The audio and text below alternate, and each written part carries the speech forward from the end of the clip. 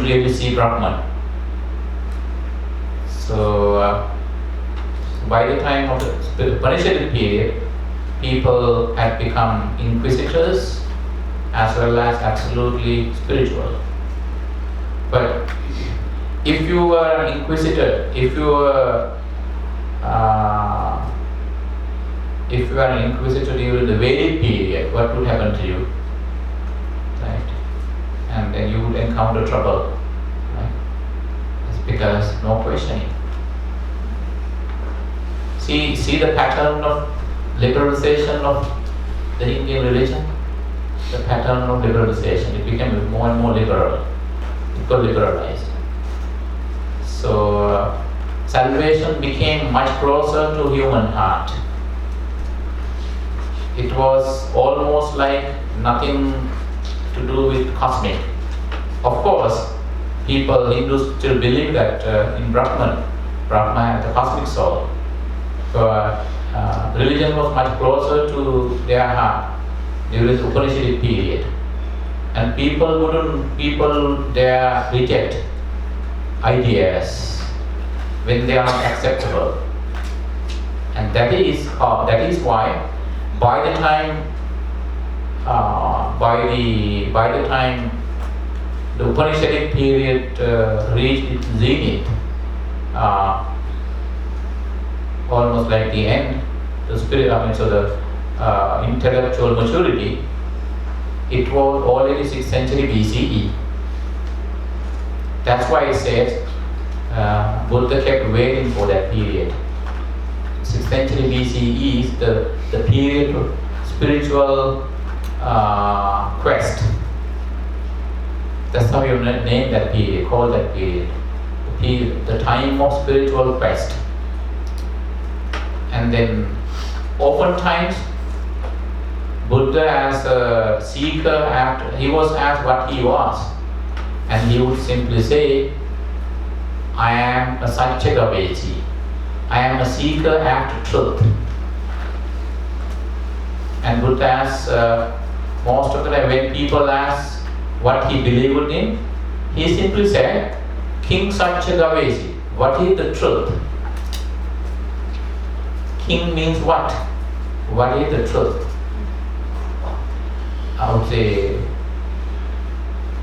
few millennium, a few thousands of years later, people were still trying to figure out what truth was. Even today, to this day, different religions believe in different truths. If I, as a God believer, I would say, if I believe in God and you ask me what the truth, I say, the truth is God. So now show me. Well, read the text. Scripture. Scripture is the proof of the highest truth, that is God. That is how a theistic believer would say. Now, if you ask a Buddhist what is the truth, well, the truth is nothingness. Nothing doesn't really exist. Well, what about everything then? Well, everything does exist, at the same time nothing exists. Is there a difference between everything and nothing? No, there's no difference. Then why there are two things? Well, unenlightened people are not in a position to perceive nothingness as the truth, so that they always need to stick to something. So that's why they believe in everything. So that's the Buddhist definition of truth. So, and then if you ask a Muslim, what is the truth? God. So what about good and bad? Well, as long as you believe in God, you don't have to worry about good and bad. Jews will come up with a similar idea because there's no idea of original sin. Whereas in Christianity you do. So that's how now different religions believe in different things as truth. Now, so that's why there's no universal definition of truth. It's always based on different beliefs. And then when Buddha was asked truth, and Buddha was asked what truth is, and he was hesitant to answer. Why? And Buddha said, when he was at the third time by someone with so curious, and Buddha said, if I explain, it would be in vain. Why? Because you wouldn't digest that. Why? Because you are simply asking me, but you already believe in something.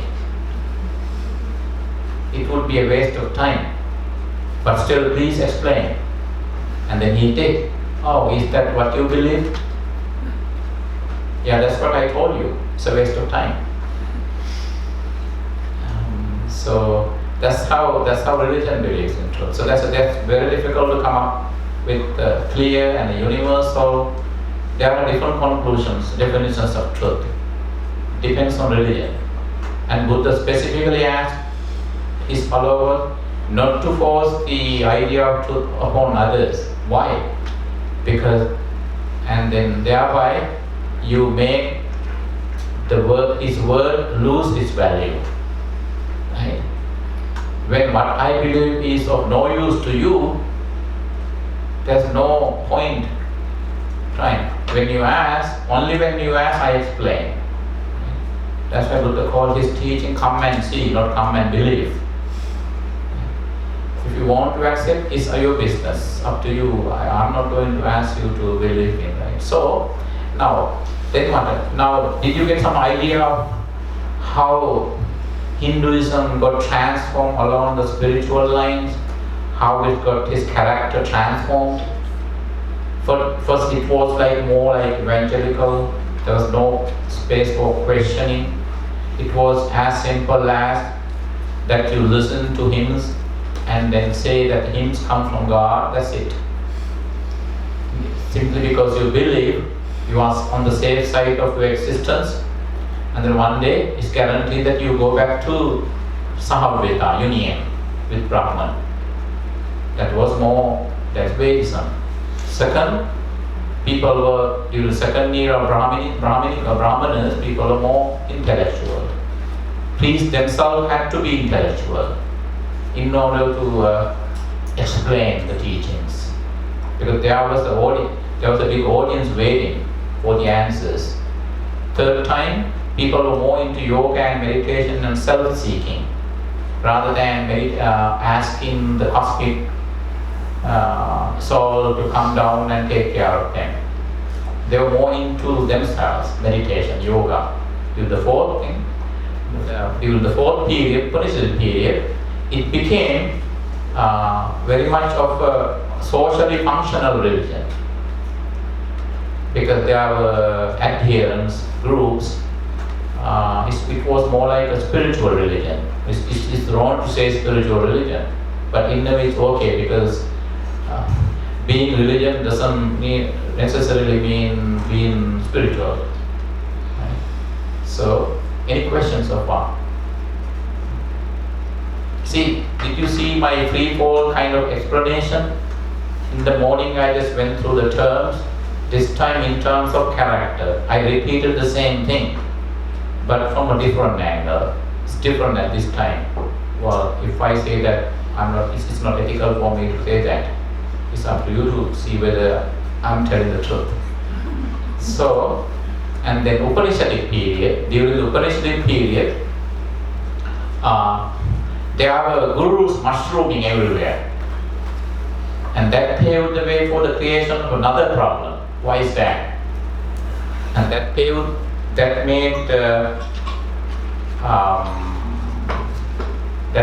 way for the emergence of multiple gurus. See, during the Vedic period, there was zero debate, zero argument. But during the Upanishad period, there was absolute space for arguments and debates. And that paved the way for absolute intellectual inquiry into religion. 219. It's not about religion, it's about time. So, can you spell the fourth era of the Upanishad? Yeah, Upanishad. Upanishas.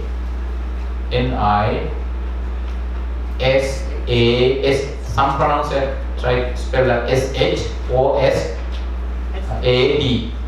Upanishad. Because in Sanskrit, they simply write simple S and pronounce it as Sh. Upanishad, S-H-A-D or S-A-D, Upanishad. So, yeah, Upanishad. Because we have 10 more minutes, let me touch upon different groups. During the Upanishadic period, there were mushrooming what is called different, not cultic, different subsects of Hinduism based on different beliefs.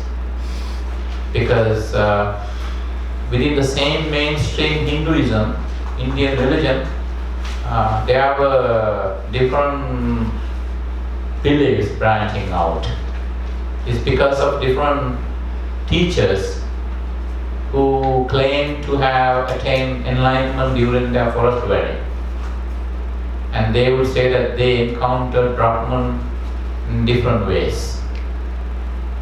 So,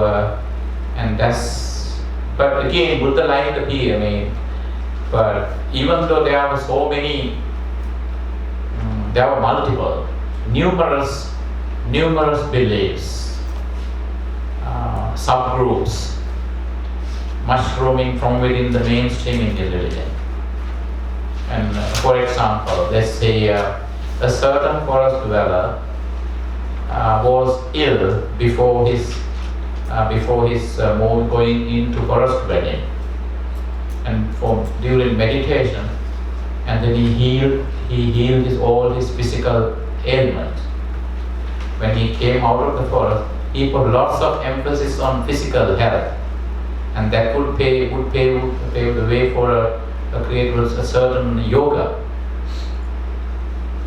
And whereas another one who had been a forest dweller, and then he encountered, and he had some spiritual awakening, and he would come out and say, it has nothing to do with the physical body, but actually with your mind. So, and some would believe in,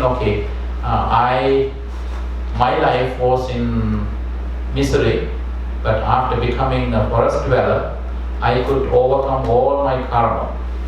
So that meditation helps you so his theme would be karma. So, and then Hinduism, as many other religions, was a monotheistic, polytheistic, then became monotheistic religion. And then by the time of the Upanishadic period, there was no central authority. Even the Brahmins, the priestly caste, wouldn't be the single authority over Hinduism texts. It was different gurus, different teachers who would uphold, who would adhere to different areas of the Vedic religion, and then preach and ask his followers to do the same. In modern Hinduism, for example, there are different schools. Like the two mainstream Hindu schools are Vaishnavism and Shaivism. Those who believe in Vishnu and those who believe in Shiva. Two different schools. At the same time, there are other schools like Kali worshippers. And then you see the most innocent vegetarian Hindu believer. At the same time, there's another one who performs animal sacrifice throughout the day, and he calls himself a Hindu. See the difference? While one is an absolute pure vegetarian, the other one is an absolute meat eater. When you speak to both, and they would say, okay, we are Hindus. But it's because of different schools within Hinduism. So Hinduism is not really religion actually. It is more like a system. It's more like a cultural system. Most Hindus don't say that it is Hinduism, not really religion actually. It is a system. So, and after the break, I will talk about some of the some characteristics of Upanishads. So once again, Upanishad, what is the meaning of Upanishad? What does Upanishad means? Sitting close to, sitting near. You are seated close to the Guru, teacher. Upanishad, Upa close to Nishad, sit. Like my name, Upananda. Upa is close to, Nanda is joy. I'm supposed to be in association, be in the company of joy. Right? So I try my best to live up to my name. so that when my teacher gave my name, I said, okay, it's not fair. But you are giving me a hard job, very difficult job. So, and then what? See, because I have 5 more minutes, I would like to say, just a hint, later we will discuss that. Now, karma, samsara, and nirvana are very different in Hinduism and Buddhism. Now, in Hinduism, karma, samsara, and nirvana is vertical. They are vertical realities. Vertical means you continue to remain vertically connected with Brahman as you tour the world, meaning samsara. Why? Because there's a string. Because you remain interconnected with Brahman. One day you have to go back. Whereas in Buddhism, karma, samsara, nirvana, they are more it's wrong to say it's like a cyclical. This is like a cycle. As opposed to vertical is more like horizontal, going this way. Because you travel the world. You don't look up. There's no point looking up. Why? You're not going there, up there. That's why when it comes to explain the karma and samsara, in Hindus say, you have to look up and that's where you have to go back.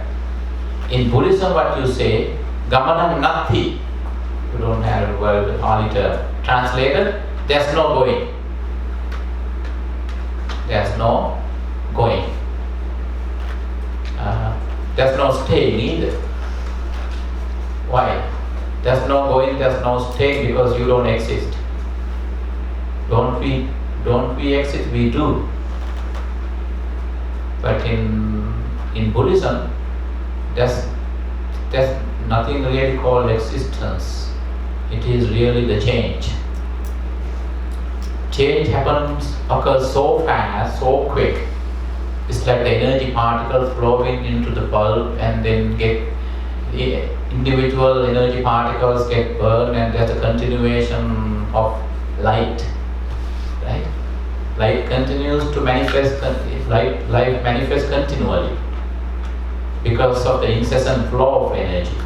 Likewise, in Buddhism, so it is incessant, it doesn't stop, but it happens so quick that you feel like existing. You do exist, but within a nanosecond or less than. Within a split of a second, maybe, what is that? There's another smaller unit of time, not nanosecond, there's another one. Yeah. But no? Picosecond. That's right, yeah. So during that, also, you change. So, how? Even within the smallest time unit, you change, go through change. There's a different story that you don't see that. Whereas, in Hinduism, so you have your soul is you can't alter it. It is irresistible. Whereas in Buddhism, everything is resistible. It's conditional. So the soul is not conditional. It doesn't. Your body changes. You age. One day we drop our physical body and go somewhere else. Migration, reincarnation, rebirth, whatever you call it. So, but by the way, Hindus use the word reincarnation. Buddhists basically use the word rebirth. Technical terms, reincarnation means the involvement of higher power. Yeah. So, especially, but Tibetan Buddhists use reincarnation. Why? Because culturally and doctrinally, Tibet is in between China and India. Lamas wear the robe, like me, right? But their belief is more into more Chinese in character. See, that's why it's psychologically, when you look at in perception, see, incarnation. Because in Theravada Buddhism also, there's nothing called pure Pali Buddhism. And when you go to Sri Lanka, at times, it's so assimilated with some certain Hindu beliefs, and you wonder whether it is Buddhism or Hinduism. And I go to my own religion, and my own personal religion, Theravada Buddhism. So it's common. It's inevitable. But that's on the cultural layer. So the cultural religion is different than the doctrinal part of this. Thank you. 2:31, have a break. Come back and Stand, please. yeah. 1.5